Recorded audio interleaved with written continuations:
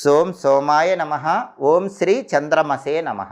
ఈ 2 మంత్రాలు ఒక్కొక్క మంత్రం 11 సార్లు చప్పున లేదా 21 సార్లు చప్పున చదువుకుని పని మీద బయటికి వెళితే వృత్తి, ఉద్యోగ, వ్యాపార రంగాల్లో విశేషంగా రాణించవచ్చు. అనుకున్న పనులు అనుకున్నట్లు దిగ్విజయంగా పూర్తి చేసుకోవచ్చు. అలాగే సోమవారం కాబట్టి ఉదయం 6 నుంచి 7 మధ్యలో, మధ్యాహ్నం 1 నుంచి 2 మధ్యలో, రాత్రి 8 నుంచి 9 మధ్యలో చంద్రహోర ఉంటుంది. చంద్రహోర ఉన్న సమయంలో కొత్తగా ఉద్యోగాల్లో చేరటానికి చాలా మంచిది. చంద్రహోర ఉన్న సమయంలో తోట పనులకు మంచిది. సాంఘికంగా పెద్దవారిని కలుసుకోవటానికి చంద్రహోర మంచిది. అలాగే నీటి మీద ప్రయాణం చేసి ధనలాభం పొందడానికి చంద్రహోర మంచిది. నూతన ఆభరణాలు ధరించడానికి చంద్రహోర మంచిది. వెండి పాత్రలు మొదటిసారి ఉపయోగించుకోవడానికి చంద్రహోర మంచిది.